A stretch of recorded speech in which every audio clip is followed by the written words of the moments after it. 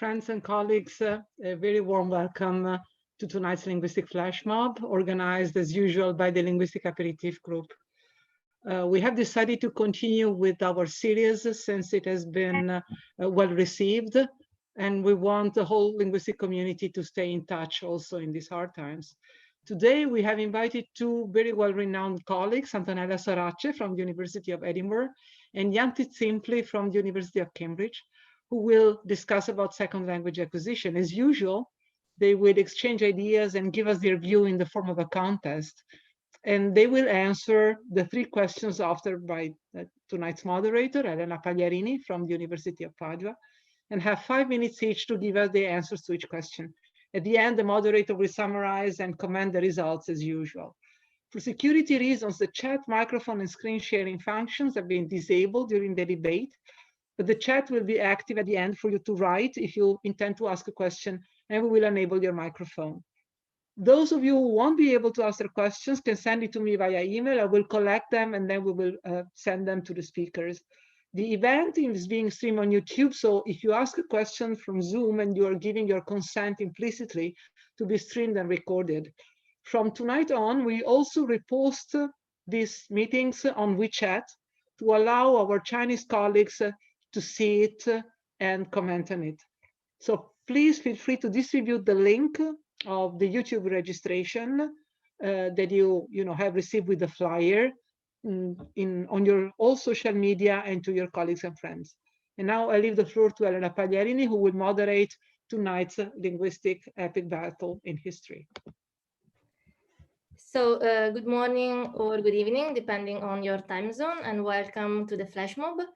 The topic of today, as Cecilia already said, is second language acquisition. And our debate features Yanti Maria Tsimpli from the University of Cambridge and Antonella Sorace from the University of Edinburgh, that are two outstanding researchers in the field of language acquisition. Even though it seems more common to grow up monolingual, the majority of people today and in the past master more than one language, mainly because of immigration fluxes, but also because of language policies, or because in some areas of the world, many languages still will survive along the national language. Being a daily reality for many, bilingualism and multilingualism are receiving increased interest from the scientific community. The investigation of bilingualism is a broad and complex field, spanning from the study of the nature of the individual bilingual's knowledge of two or more languages to the broader cognitive, social, and cultural consequences of the use of more than one language in a given society. On the one hand, there is a growing body of research showing numerous advantages of bilingualism in language and cognition, showing, for example, that inhibitory control, working memory, and cognitive flexibility develop earlier in bilingual children than in monolingual children, and that bilingualism may have a protective role against neurodegeneration. On the other hand, there are studies which do not find these advantages. So the first question that I will address to our speakers is rather provocative and is the following. Do real disadvantages exist in plurilingualism?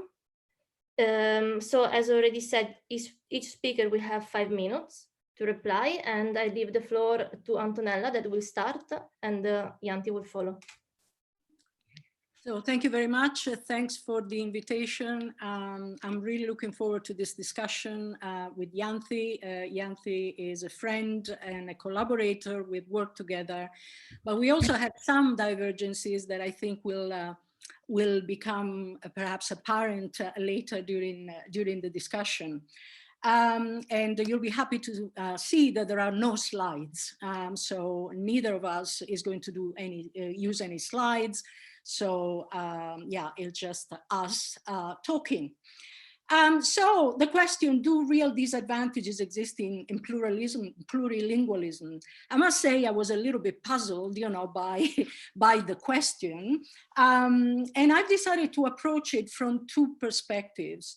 One, where we find effects that might be defined as disadvantages and in which age range. And the second question, how we define a disadvantage, and with respect to which point of reference, and by comparison with what? Okay, so these are the two main perspectives. Now, one assumption I'm making is that we're not talking here about social or social or economic disadvantages, right? Because it seems to me that, you know, there is overwhelming evidence that multilingualism or plurilingualism, which seems to be the politically correct word these days, rather than multilingualism, are advantageous. Although not everybody would accept that. Just yesterday, I had a journalist online who asked me, is it true? I mean, do you think that it's better to be monolingual to do business well because you're a better communicator if you're monolingual? So this was, you know, a journalist who was asking about doing business, you know, as a monolingual or as a bilingual. So clearly they didn't see any advantage. But in any case, I assume that we focus on linguistic disadvantages or potential disadvantages for language development, for language competence, for language maintenance in children and adults. And I assume this because the vast majority of us are linguists. So I assume that, you know, this is what we're going to focus on. So I'm going to focus mostly on adults. But let me tell you about bilingual children first. So bilingual children, you know, one potential disadvantage that is quite kind of obvious at first sight is that they get less input in each language, right? So is this a disadvantage? Even assuming equal exposure to both, right? But we know, and this is a very short summary, we know from research that this doesn't have an effect on all aspects of grammar. So there are core properties of grammar, of syntax, which tend to be more narrowly syntactic and not really affected or significantly affected by extra linguistic factors. These aspects are not significantly delayed by the fact that a bilingual child gets less input or input divided across two languages, whereas properties that tend to interface with non-linguistic components or non-linguistic factors can be delayed. Mind you, these aspects of grammar may be delayed in monolingual children as well. But in bilingual children, they may be even more delayed, and depending on how much input children get, they may never be completely acquired. These properties, these interface properties, require the rapid integration of non-linguistic contextual information, for example. Now, let's leave children aside and let's look at adult bilingualism, what goes under the common name of second language acquisition in adults. So there are two questions that we can raise with respect to adults. One is the question of ultimate attainment. So how far can you go if you start a language as an adult? And there are lots of people who think that you can't really go as far as a child, right? We'll be talking about the question of the critical period for second language acquisition later. So I'll be saying more about this when we talk about the critical period. The other question is the question of the effects of learning another language on your native language. And this is what goes under the general term of attrition, which has negative connotations. I try to avoid using the term attrition, and I hope it will become clear why, precisely because, you know, it tends to be interpreted in a negative way. So this is a potential disadvantage. Does learning a second language and using a second language on a regular basis entails loss of the first language or diminished capacities in the native language? So let me say something about this. So we know now at this point that having more than one language does affect your native language at various levels. not only lexically, okay, so it takes you longer to retrieve words, for example, and I know this, let me tell you, when I play Scrabble with Italian people in Italy. So, okay, Italian is still my native language, but clearly my lexical access is slower with respect to people who are fully immersed in an Italian environment. But this is not what I'm going to talk about. I'm going to talk more about grammar and syntax. So we also know from research that the native language changes syntactically in selective and predictable ways. And this is why, you know, we need linguistics. We need to understand these differences. We need to understand the linguistic nature of these differences. So if we look at speakers who continue to use, and to some extent the first language, but for example, in a second language context, we see that some structures of the first language are more open to change. And these are the structures that I defined earlier as interface structures. So structures that are affected, so that structures that interact with non-linguistic domains, structures that obey conditions of a non-linguistic nature. So these are the first type of structure that actually changes. Changes in what way? And I hope it will become clearer. By change, I mean, there's a lot more variability initially. So there's a lot more variation and optionality that is manifested with respect to these structures. And in fact, what we're thinking now is that, you know, it's not that the grammar gets changed or altered or lost, but it's actually access to these structures in the grammar that gets more variable, more optional. And that is what creates optionality. We also know that these changes tend to be partly reversible, at least, so they can be reverted if the bilingual is re-immersed in the original native community. So clearly this is another indication that we're not talking about loss, we're not talking about permanent change, we're talking about something that you know, can be at least partly reversed. And we know, incidentally, that these changes are not only due to the influence of the second language grammar on the first language grammar. Because these changes, some of these changes, for example, a lot of research that has been done on pronominal interpretation, pronominal reference in bilinguals.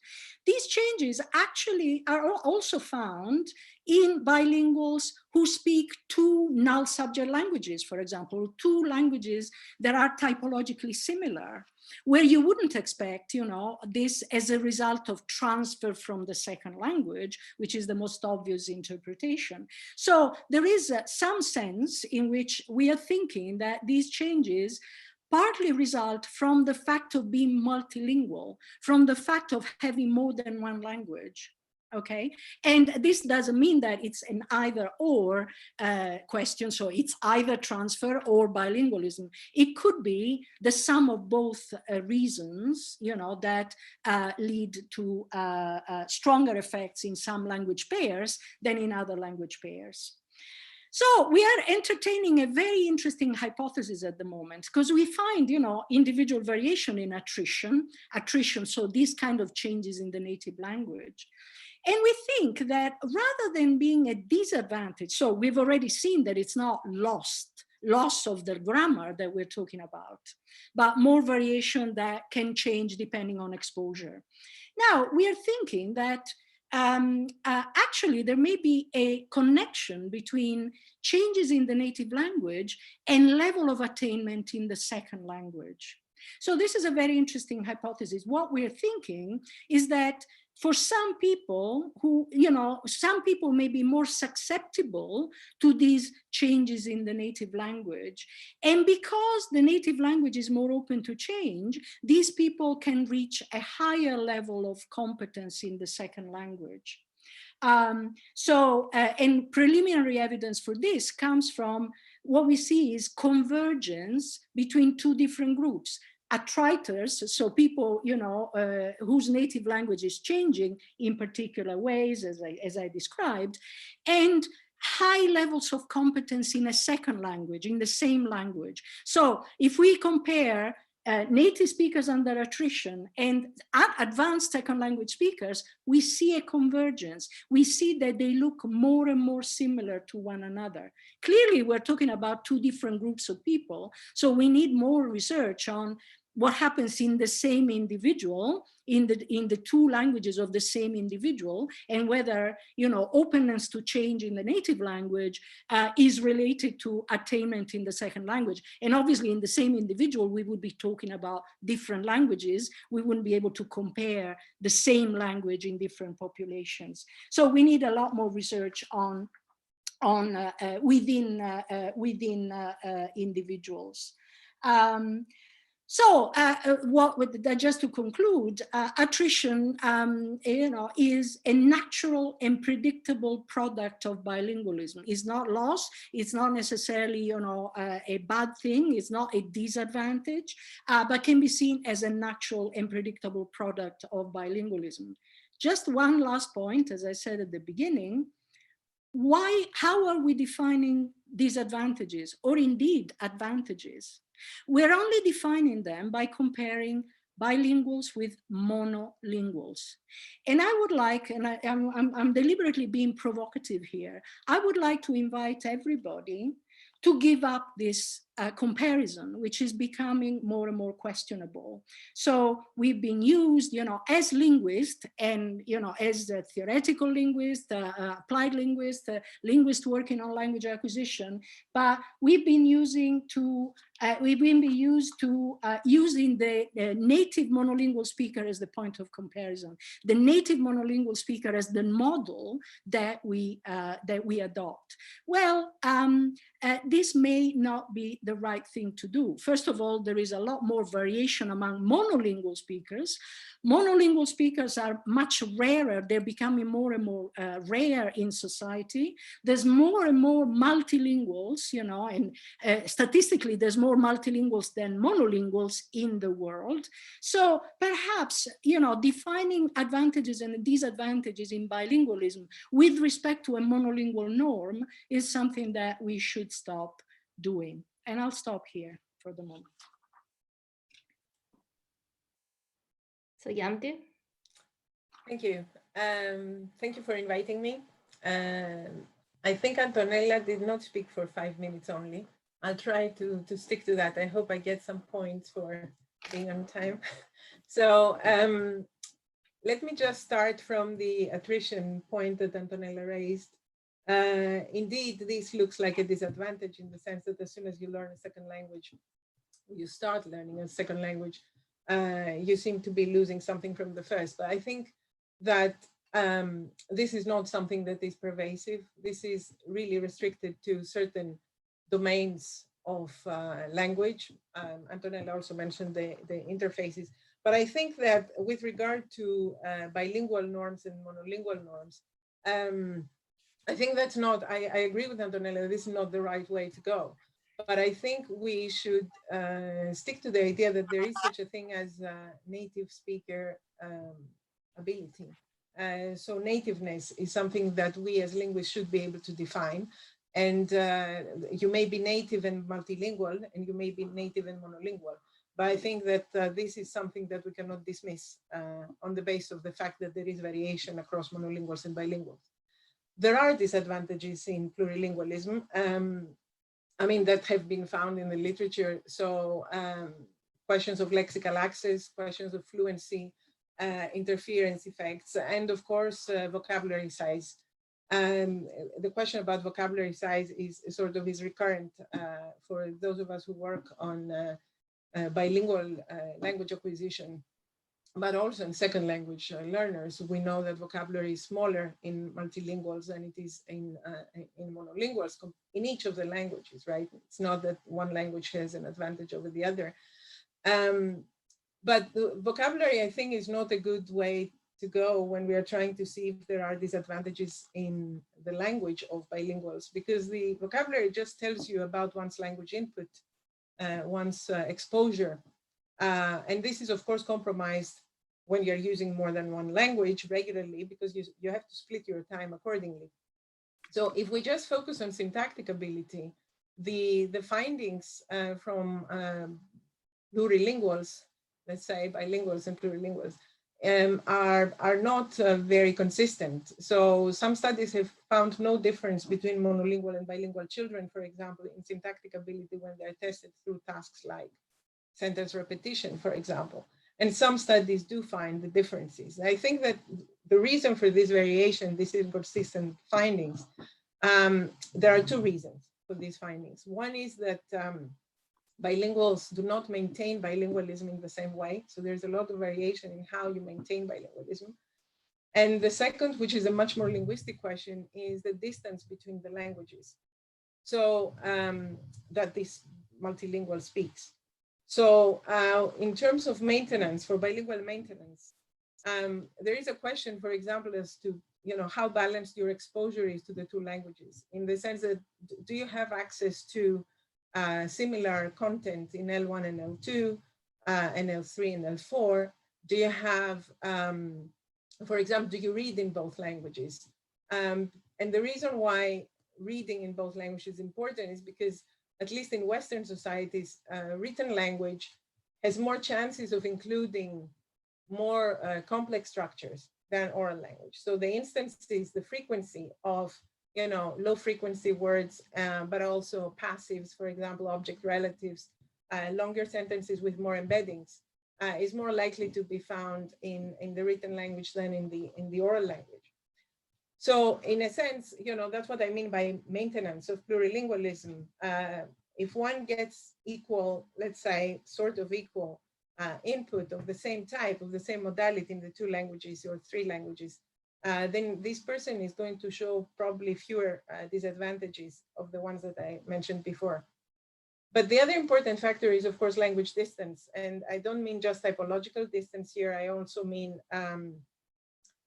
distance that could be affected by language contact, etc. So it might be that two languages are not historically related, but somehow because of language contact, they have come to become very similar in terms of syntactic structures. And I think this notion of language distance is extremely important when we are looking at plurilingualism and the disadvantages, because there hasn't been so far a satisfactory way of measuring language distance more holistically. I mean, I know of various attempts that have been done for language distance, but the aim was not to predict difficulty in acquiring syntax, for example, in different language combinations. So I think, and this language distance issue is something that plays a role both in children and adult bilinguals. Now, before I finish what I want to say, I just wanted to come back to these disadvantages that I mentioned. The issues of interference and of course, lexical access issues, etc. These are questions that have arisen in our the way we conceptualize multilinguals and bilinguals in our societies, which is mostly where our societies want the languages to be separated. So you're not expected to mix languages. You're not expected to show how multilingual you are, no matter the fact that you may speak 2 or 3 or 4 languages at an equally good level. In societies like India, for example, where which are multilingual themselves, the society itself is multilingual, and you have a huge linguistic diversity. The norm is for people to mix languages, and they mix languages on a daily basis across registers. So in the formal register, in the informal register, in school, children, teachers, everybody uses that, and there's no problem with fluency in there. You don't notice some disfluency in their speech. They can separate languages as well if they're speaking to people like, who don't share the same multilingual apparatus that they have. But the important point to note here is that this notion of fluency, lexical access, and interference does not seem to arise as readily as it does for the bilinguals that we have tested in, in Western societies.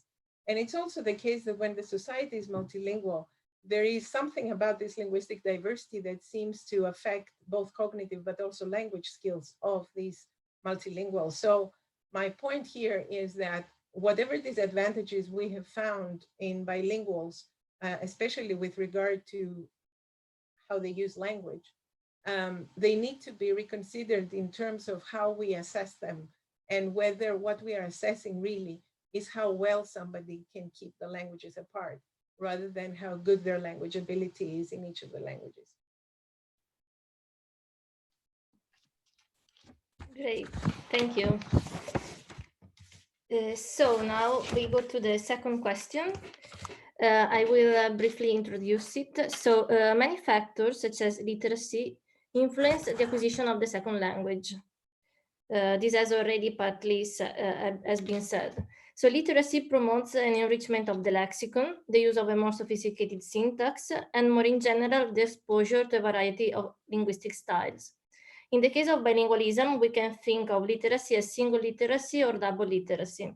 So the question that we will discuss now is the following: which is the role of formal instruction in second language acquisition? So now Yanti should start. Thank you. Yeah, so the question was about formal instruction. I have to say that when I looked at the question, formal instruction is something that can mean, which are the different ways of teaching a second language as a subject, as a school subject or as a subject in general. And I wouldn't be able to evaluate the different ways because it's not my area at all. So I wouldn't be able to say anything about that. So I will take it that as you presented it now, formal instruction implies exposure to written language or to print, literacy development. And this, I think I can say something about it because I've done some research on this. So first of all, print exposure, and by print we mean anything that is written. It can be written on a computer or something like that. It doesn't mean real print. It usually offers the opportunity to develop a different register.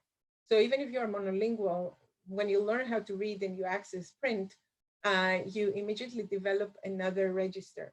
And that other register makes you bidialectal or bilectal, or whatever, and that in any case adds to your language experience. And it's the same thing with plurilinguals and bilinguals.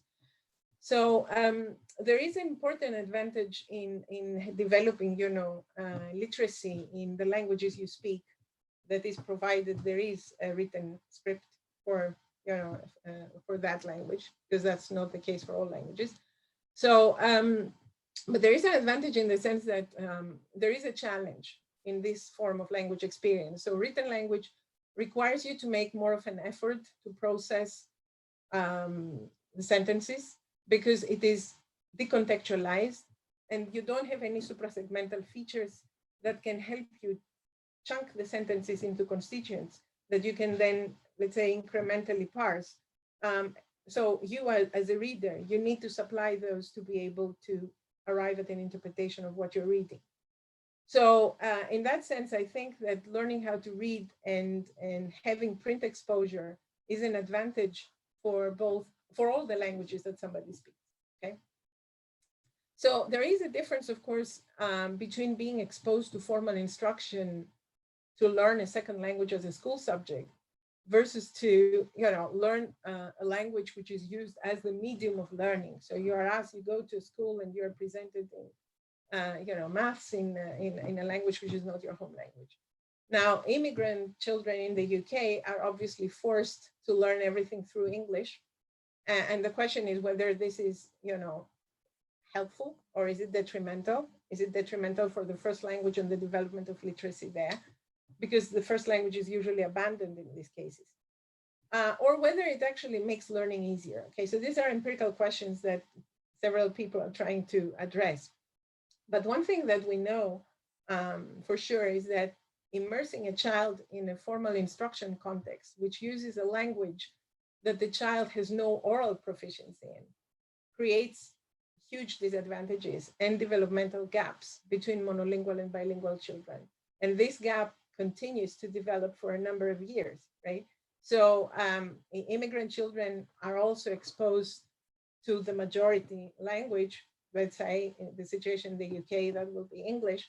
So they do get input from the oral language. Nevertheless, when you look at their performance in school, you will see that there is a gap in learning achievement between monolingual and bilingual, between children that have English as a first language and children that don't have English as a first language. And this gap holds for a number of years, roughly 3 years on average. And the question is, of course, why does this happen? And I think if we look at what happens in monolingual children, there is a certain developmental pattern that goes from learning, how to decode, letters, words, etc., which builds on phonological awareness, to reading comprehension, which is what we want as an outcome of literacy development. So that would be, higher literacy.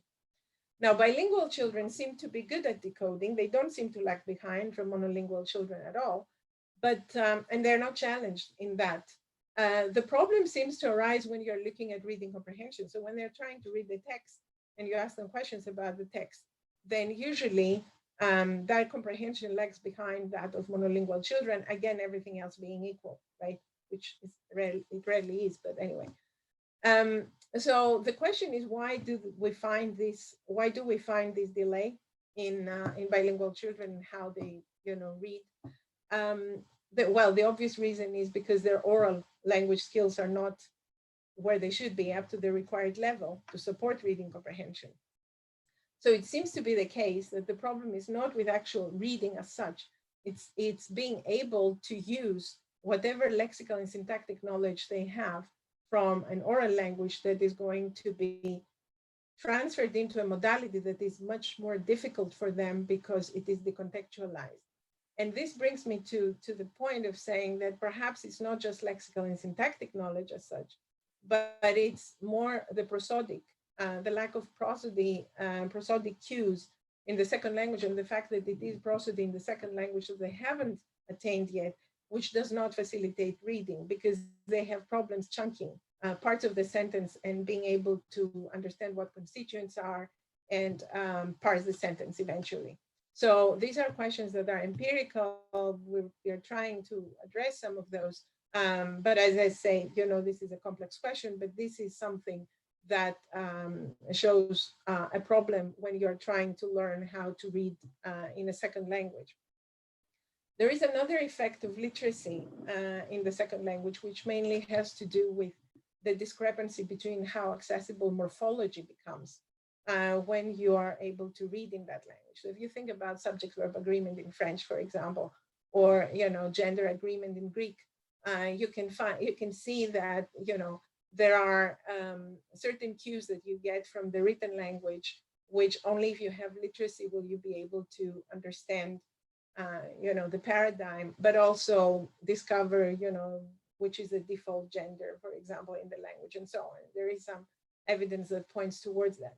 On the other hand, when you look at cognitive abilities and you compare monoliterate bilinguals, so bilinguals who are literate only in the second language versus biliterate bilinguals, that is bilinguals who are literate in both the first and the second language, there we have found some very good evidence for cognitive advantages.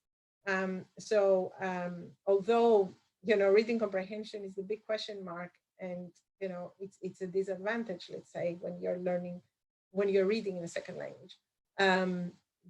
Just the process of learning how to read and develop literacy in the second language seems to create some cognitive advantages.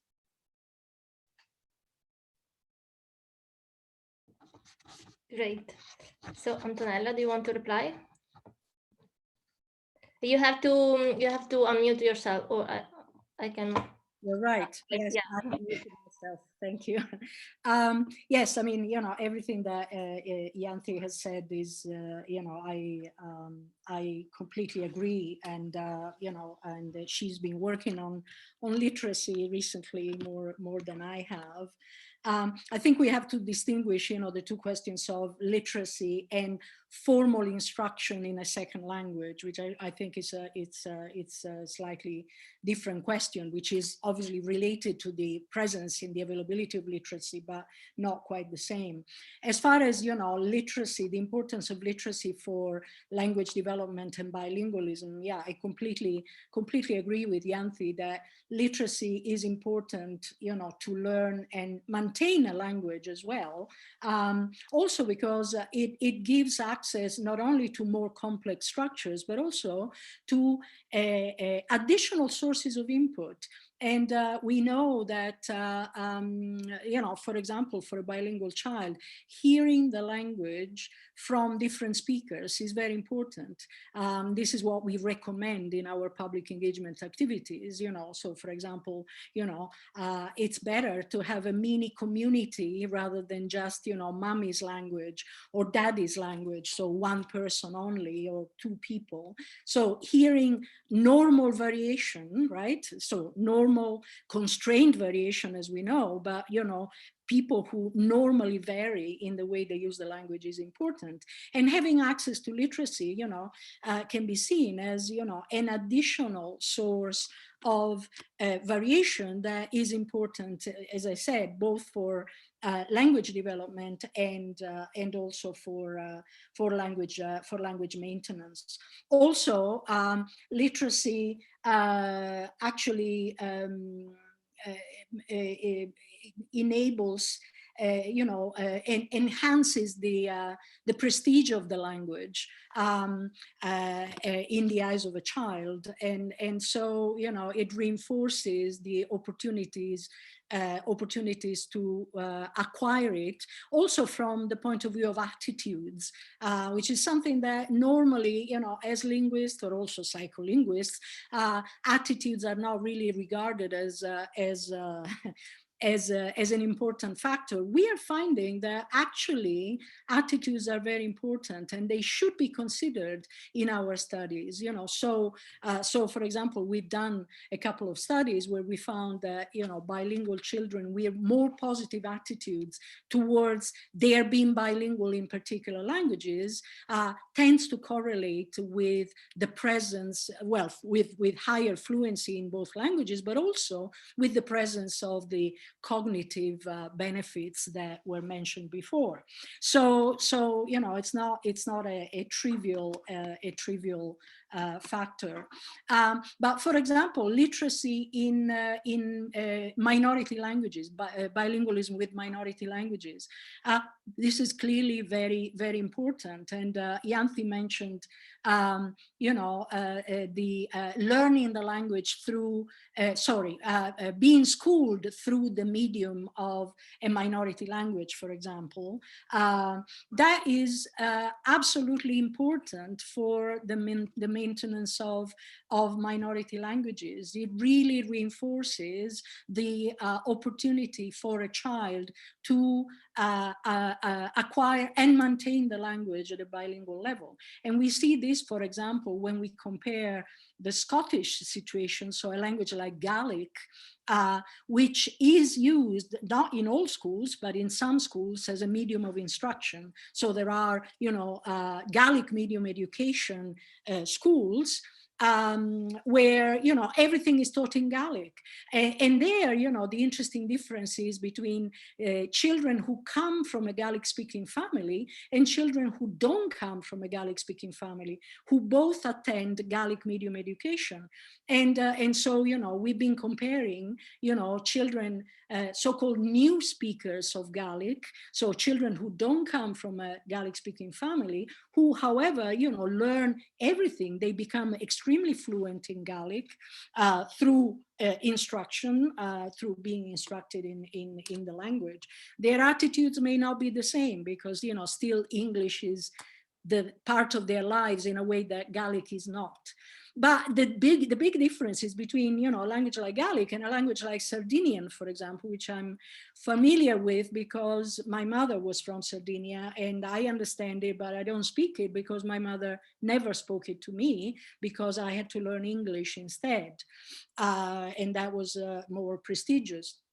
But anyway, there isn't such a thing as Sardinian medium education in Sardinia. And I've been pushing, working with, you know, the regional government in Sardinia several successions of regional governments to enhance, the possibility of Sardinian medium education, because that is really, acquiring literacy in Sardinian, which, by the way, requires the existence and the approval of a script, that everybody agrees with, which is a big problem in a place like Sardinia, where nobody agrees with what the script might be. So you can't really be literate in a language or use the language as a medium education without agreeing on a script. So these are all, very important questions where, we need more research, and we need to communicate more with people. Now, for formal instructions, just a couple of words, as I said, formal instruction. I grew up as a student.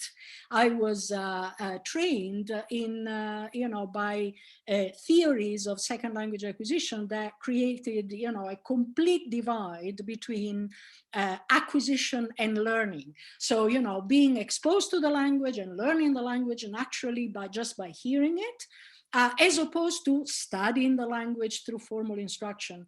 And the idea at that time was that there was no connection between the two. What really mattered was exposure to the language, natural exposure, natural acquisition through universal grammar and so on. But formal instruction was a completely different kind of animal that wouldn't really interact or contribute to a bilingual competence. Now, I think things are a bit less clear-cut now, because we have a lot more research on the brain, for example, so neurological research as well as behavioral cognitive research. And it seems that, this clear divide between what you learn through formal instruction and what you learn through spontaneous acquisition is not really there. So formal instruction can contribute to acquisition in a broad sense. So there are more interactions between what the kind of knowledge that you gain through formal instruction and the kind of knowledge that you gain through natural exposure. I'll stop here. Great. So we move to the last point of our debate, which is actually one that is an ongoing debate in language acquisition, and that is whether there is a critical period, or even better, multiple critical periods for different aspects of language.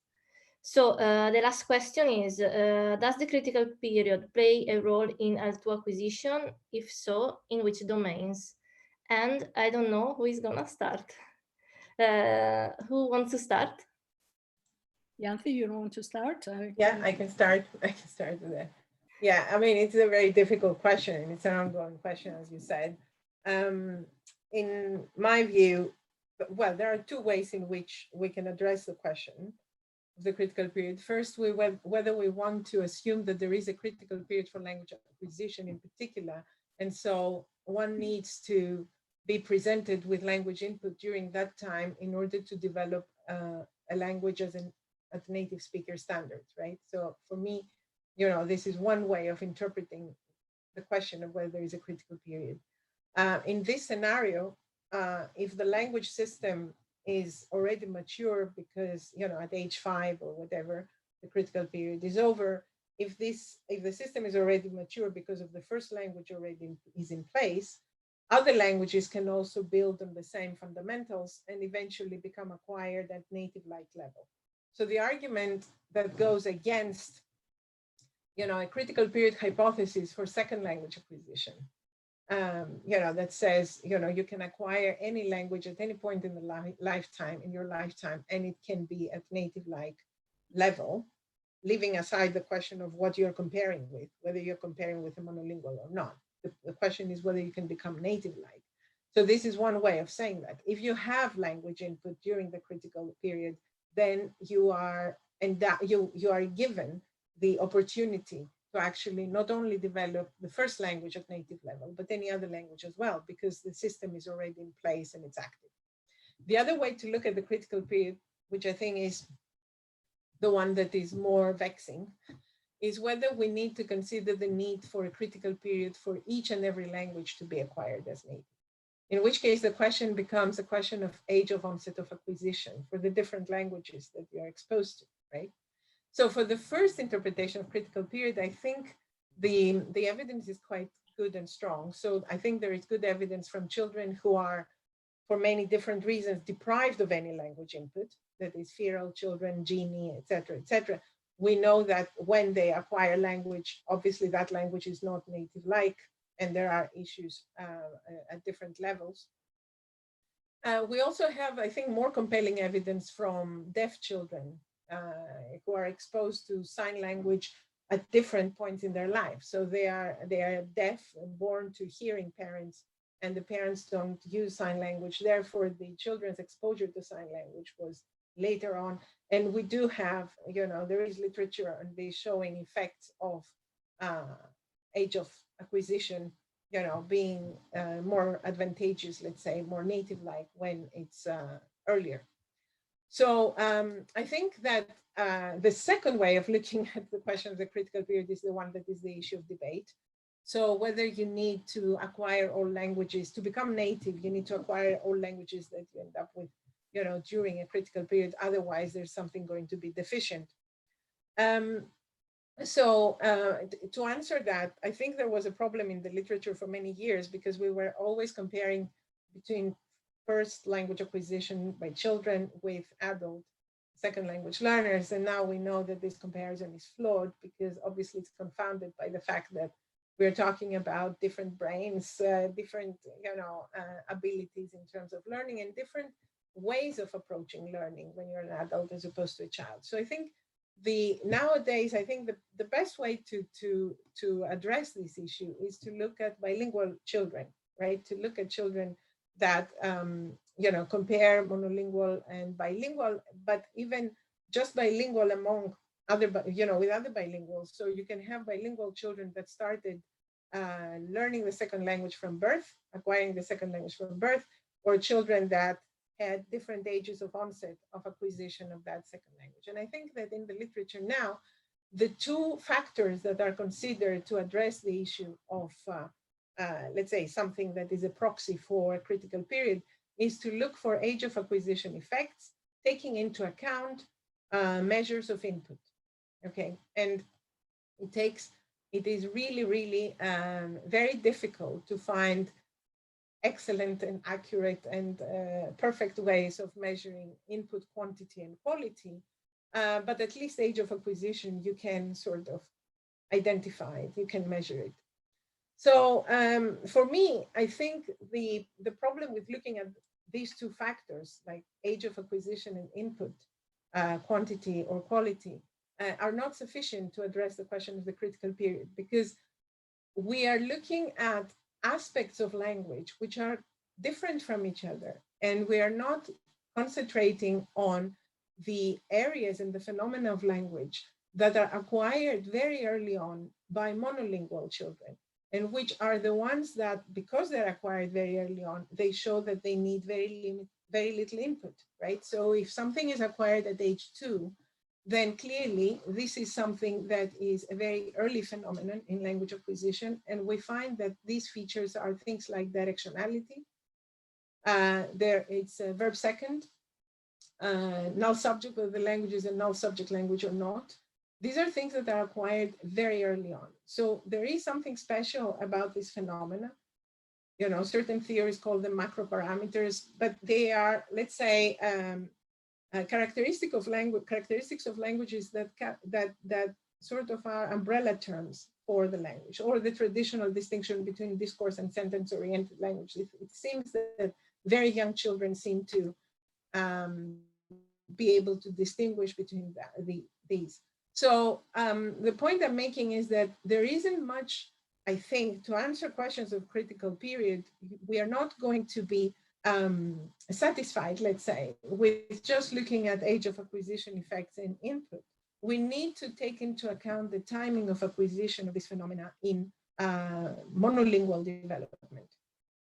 So the question is, why are these very early acquired phenomena very early acquired, okay? And I think that one of the characteristics that these phenomena share is that they rely a lot on properties that have little to do with meaning. So they are, for example, they rely on rhythm, they rely on intonation, they rely on structural cues, but they don't have much to do with meaning relations or linguistic meaning as such. And I think that one of the advantages that very young children have, and this is what I would interpret as the crucial aspect of the critical period, is that we need to find the nature of cues that children use to acquire the first language. For that, we need to focus on these phenomena, which lead to very early bootstrapping of the core language properties. So in my view, these properties are properties that are define what we want to talk about as critical period. And I think that for that reason, and because these cues are only exploited by very young children, because when meaning comes in, then we tend to look for meaning in order to learn, right? So I'm just trying to simplify things as much as I can. We are, as we grow up, so 3-year-olds, 4-year-olds, 5-year-olds, they have a cognitive bias to look for meaning and establish relations that are meaning relations. And that's pervasive across language and nonverbal cognition too. So if this line of reasoning is correct, then there is a critical period which closes quite early on. It is defined through the very early acquired phenomena, and each language has its own very early acquired phenomena. Of course, there are cross-linguistic generalizations here, but I think that if we look for those and we try to test them with bilingual children that have age of onsets that are from birth, early successive bilinguals and late successive bilinguals, then we should be able to find out whether there is an advantage in acquiring language during that very early point in time. Thank you very much. So it's the time of Antonello. Yes, so I'm going to approach the question from the point of view of how far can an adult go, okay? So, because the original critical period hypothesis we know was originally developed for first language acquisition that had to happen within a certain age, not for second language acquisition. But the normal understanding is that acquiring another language becomes more and more difficult, and if there was a critical period, we would see a sharp decline after a certain age, which is not what we see. I mean, now we understand that we have a lot more data about what can be acquired and what can't be acquired. So what we see, I suspect, so first of all, we see that it is possible to reach a very, very high level of competence in a second language. Now, are these people different in some respects, or radically different? Probably not. Probably these very, very advanced, sometimes called near native speakers, which is again a negative term that denotes a level of nativeness that it can't be reached completely, almost, but not quite. It seems to me, they may be the tail end of a normal distribution. So there is a lot of individual variation, ranging from the opposite tail end, people who, really, for a variety of reasons, struggle to go beyond a certain level in learning a second language. What we are interested in, as I said before, is whether they continue to use their first language as a screen to acquire the second language. And so, our hypothesis is that in these people, you don't see much in the way of changes in the first language, because, that is the screen that continues to be used, but you don't see much in the way of acquiring the second language either.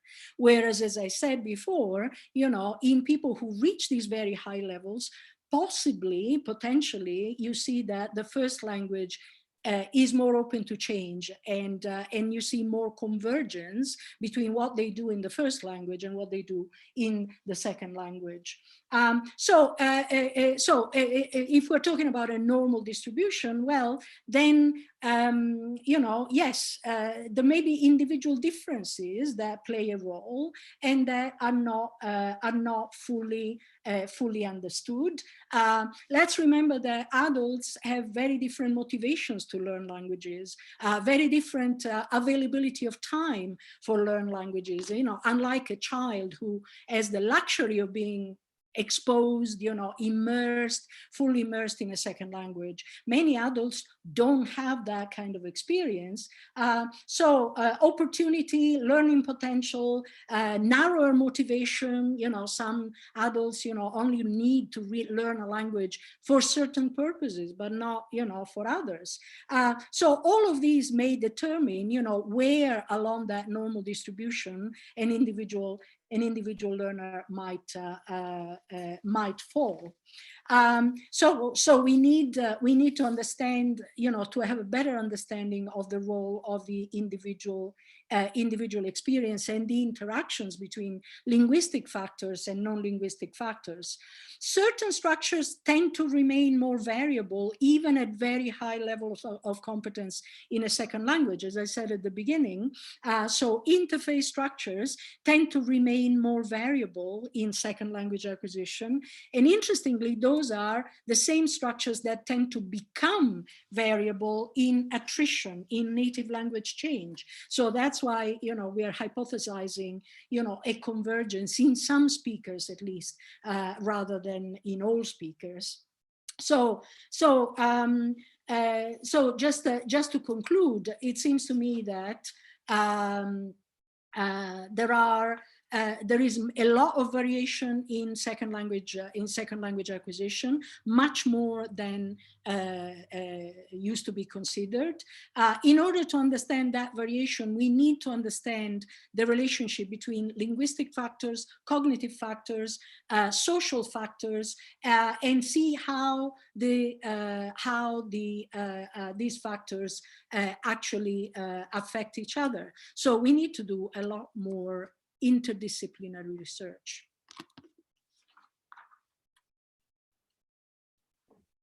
Great, thank you so much.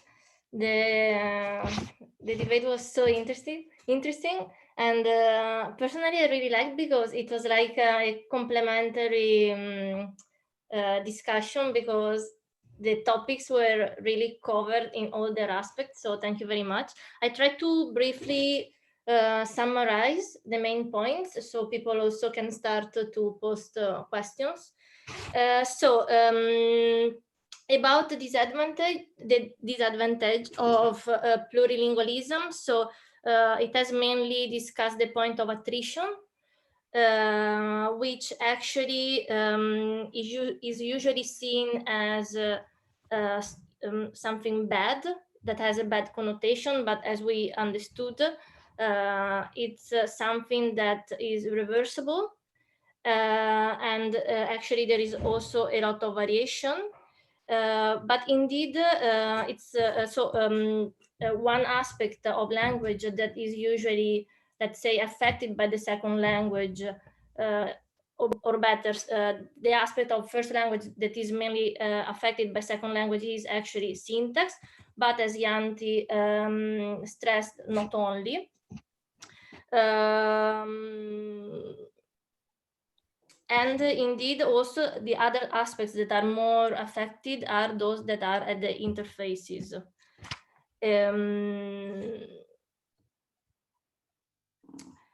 It has also been interesting to hear that these changes are predictable, and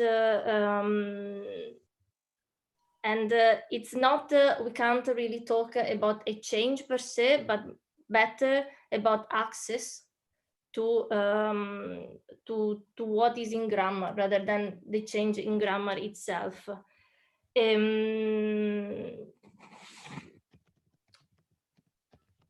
And then we heard about actually how much variation there is among bilingual speakers.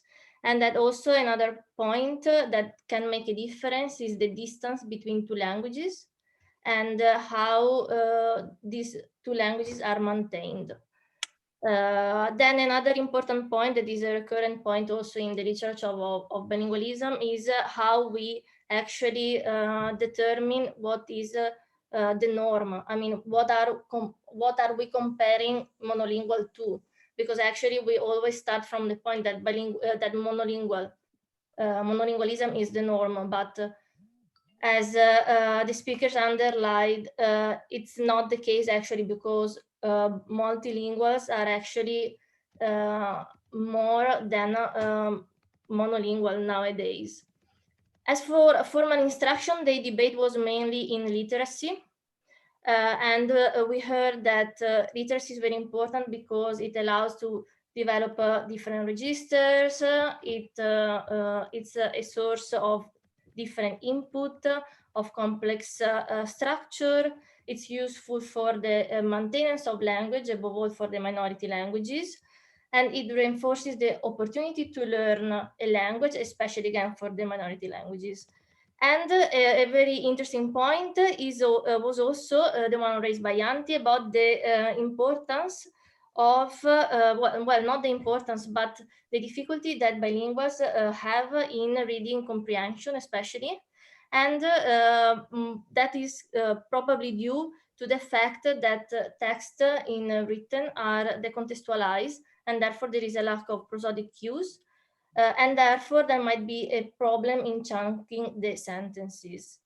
And then for the last point that we just heard, I really heard two different approaches that it was really nice.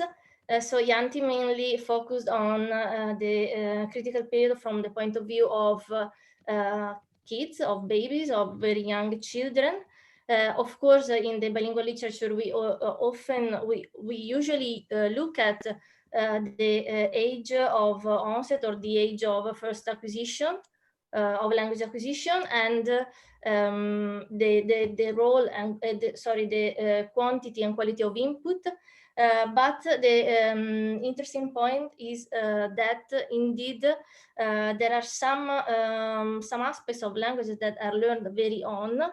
That ask for a more specific research question into bilingualism, that is to say, to understand which are the cues that lead the bootstrapping of these, let's call macro parameter, in order to see how these can be developed in bilingual children.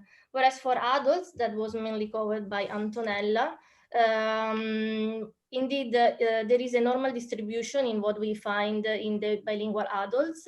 So there is a lot of variation in the level that adults can reach. And there are many factors at play in these individual differences. That is indeed, for example, the different motivation, the different amount of time that an adult can invest in learning a second language, and also cognitive differences that, of course, can play a role. And I hope I did a good summary, and I hope there are nice questions. Now I will look in the chat. So I think the first is by Zubizarreta. Yes, Maria Luisa had to leave at 7 sharp, so I will ask the question. I will read out the question, and it's a question for Antonella. So she says, can you sharpen what you mean by interface with non-linguistic component? Is context, which is crucial for acquisition of meaning, count as non-linguistic? Clearly, language contact plays an important role in language change. There we see that language contact can lead to change in morphologic and paradigms, word order, in loss of functional morphemes. Can you comment on this? Yes, yeah, context, I mean, I wasn't meaning that context is extra linguistic, but definitely in order to take into account contextual changes, which is what you have to do, for example, in using and interpreting pronominal forms, right? They're not given for good. You know, the interpretation does change according to contextual changes that are unpredictable. So the speaker has to be able to take these contextual changes into account. Now, doing that is not just a linguistic ability. That involves, for example, non-linguistic abilities, you know, having to do with integration, rapid online integration of you know, non-linguistic information, for example. So this is what I mean. Certain structures require not only to have the linguistic knowledge, obviously, you know, the grammatical knowledge, but also the ability to select the appropriate form, connect, you know, a choice with external variables that are unpredictable. And this involves non-linguistic factors that may be variable from individual to individual.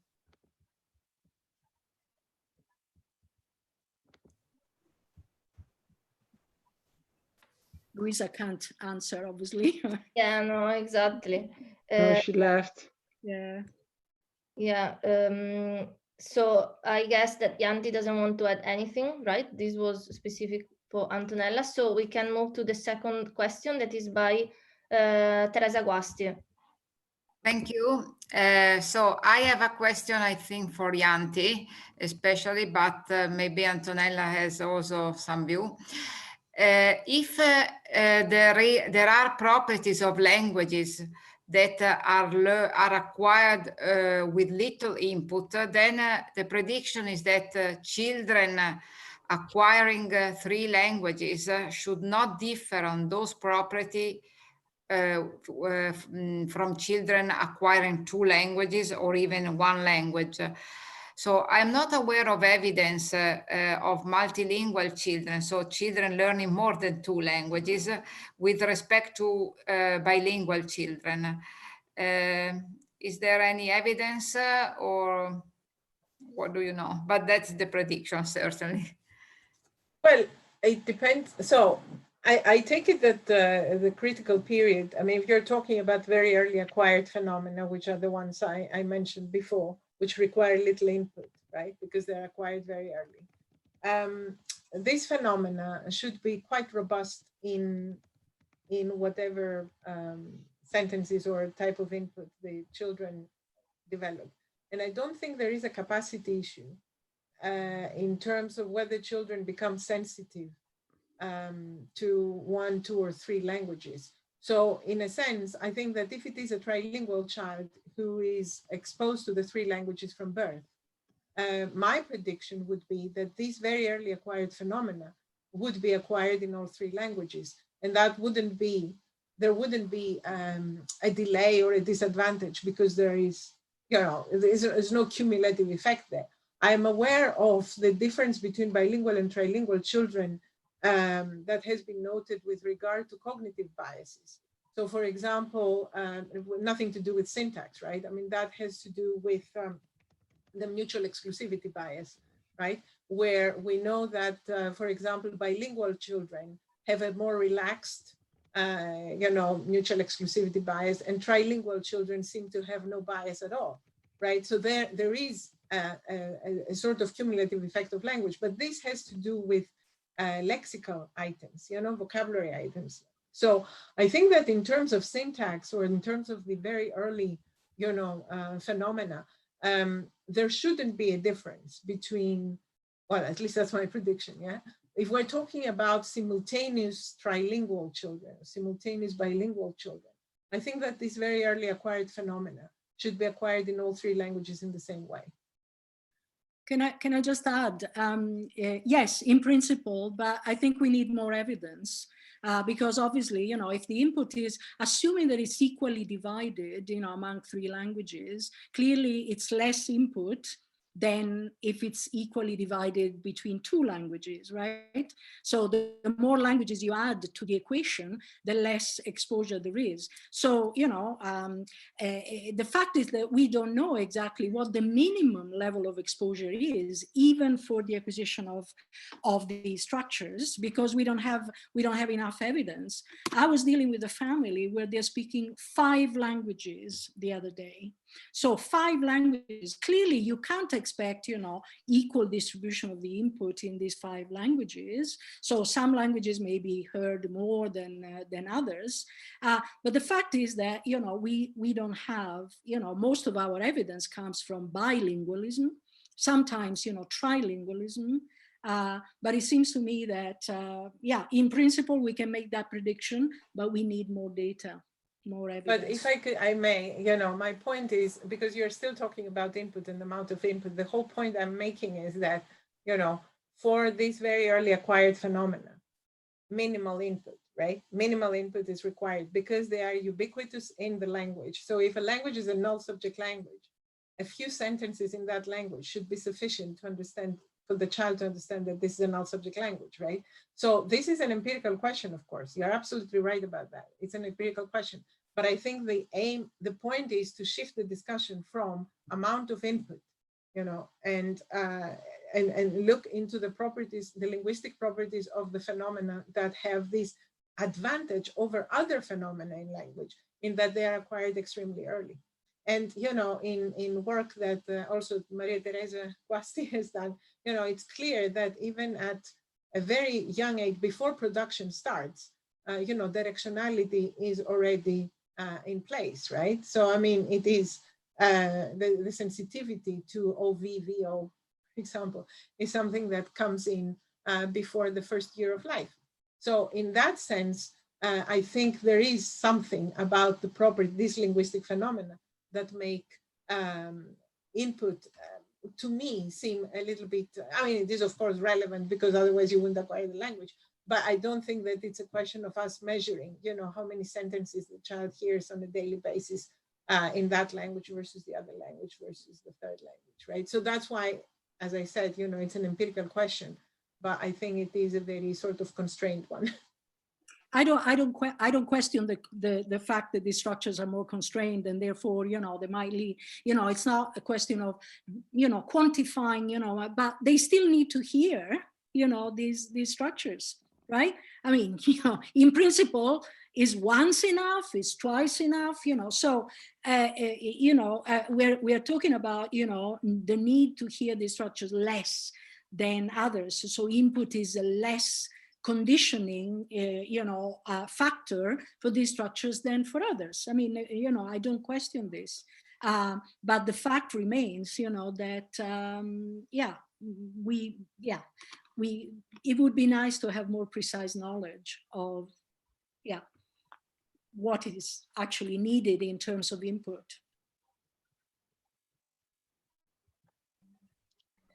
Great. Now there is one question that will be read by Cecilia.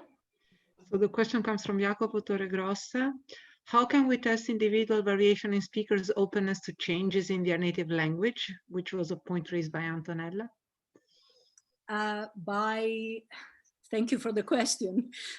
By studying more individuals who learned a second language as adults and vary in the amount of, so for example, whether they live in the second language environment or not, because changes in the first language happen also in people who continue to live in their first language environment. It's not that they don't happen there. So, you know, we need to collect more data from people who have different experiences of handling two languages. So in L2 dominant environment versus an L1 dominant environment, but also the amount, how they use the languages in their everyday life. So, you know, there are people who live in L2 environment, but they live in closed communities where, you know, they hear mostly their first language. So we need to be able to quantify the experience, you know, the amount of bilingual experience and the type of bilingual experience, but also have more information about their individual profiles.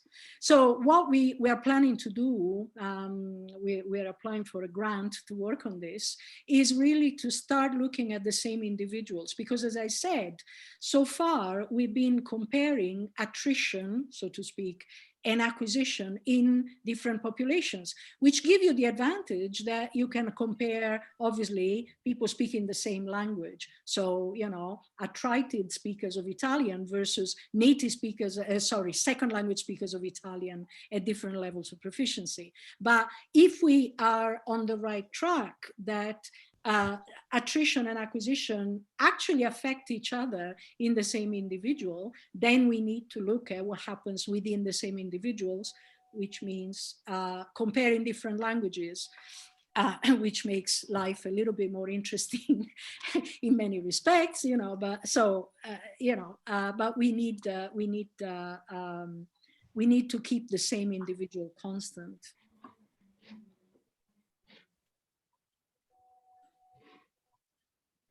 So I think, would you like to add something, Yanti? Yeah, I just wanted to say that, you know, looking at how, you know, how open somebody is to change or to variation, you can do that with monolinguals as well. You don't need to go into bilinguals at all.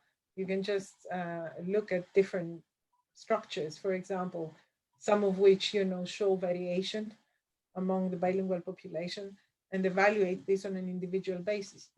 There are certain monolinguals, for example, that are much happier to accept, you know, ambiguity in pronominal resolution, you know, like bilinguals, you know, as bilinguals do. So I think that if we push, you know, what Antonella was saying before, to its logical end, the variation should be found within monolinguals as well.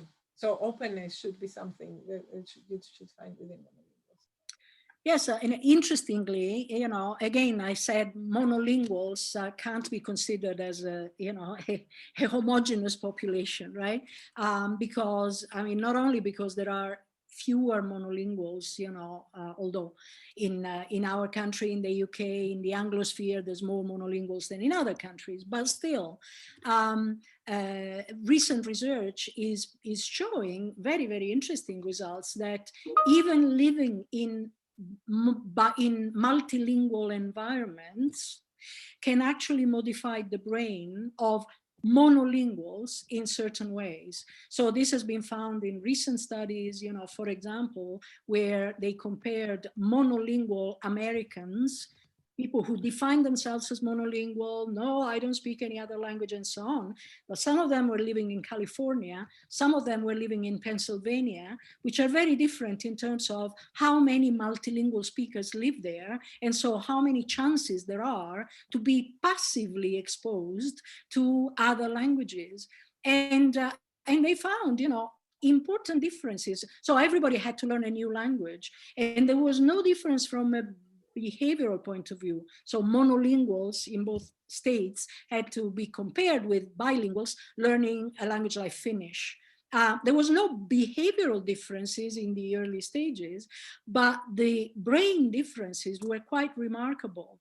Now, we don't know whether the brain of these monolinguals who were passively exposed to multilingualism, you know, whether that predisposed their brain to better language learning, because we don't have that connection, and those studies don't make that connection. They don't have the time scale to establish that.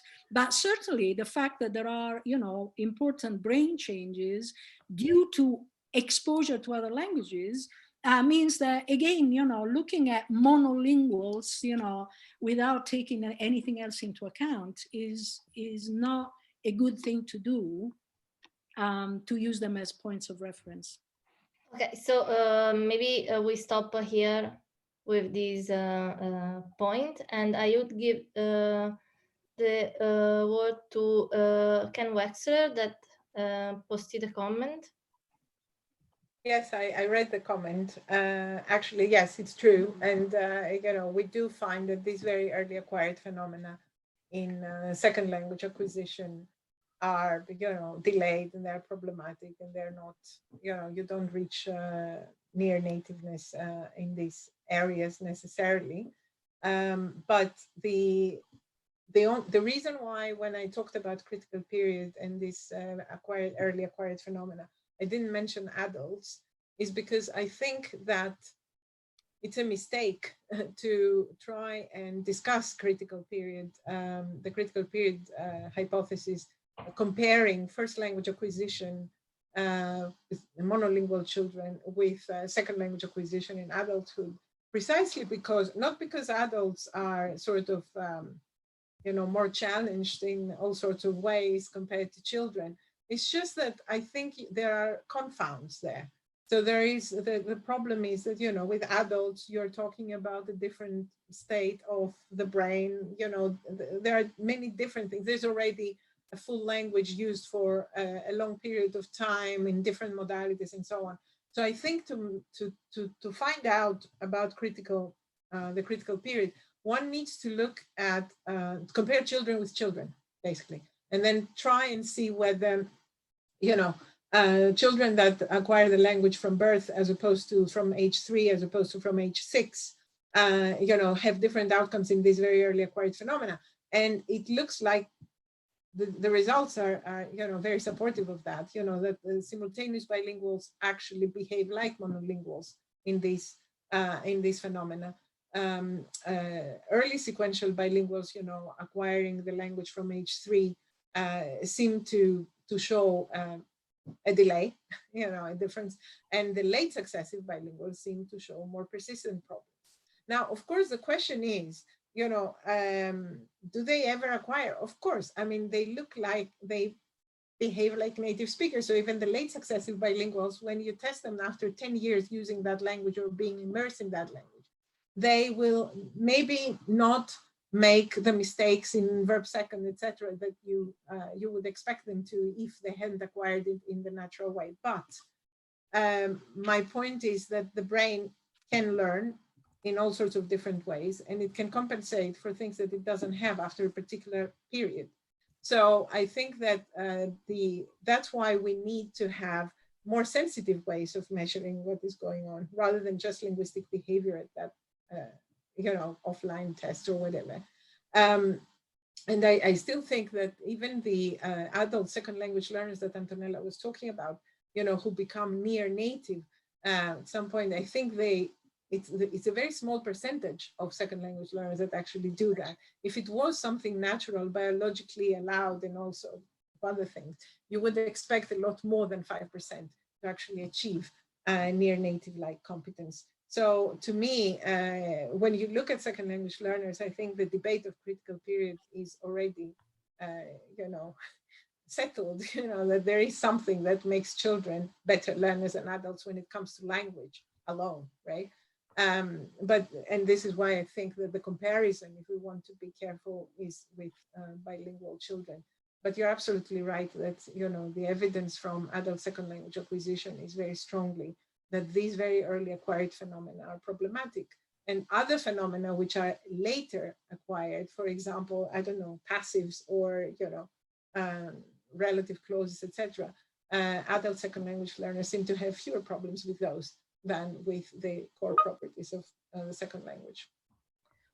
Okay, thank you very much. I think we should try to conclude. So I give the floor to Cecilia. Okay, thank you all for having been here and for having been part of such an interesting discussion. As usual, I announced the next linguistic flash mob, which will be held on Thursday, the 22nd of October.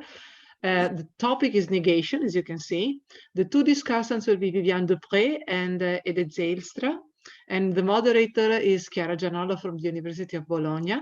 Then we have been asked to post another, the advertisement for another event, namely a course, Language, Mind and Brain by Noam Chomsky, Tom Beaver, and Massimo Piatelli Palmarini. You can see here the link. And as usual, I would like to thank, all our collaborators, our young people. And this is a our organizing committee as usual. So we will see each other. I hope everybody to be here and to be free on the 22nd of October. All the best to you all. Stay safe. Thank you. Ciao. Ciao, grazie. Ciao. Bye. Grazie mille, ciao.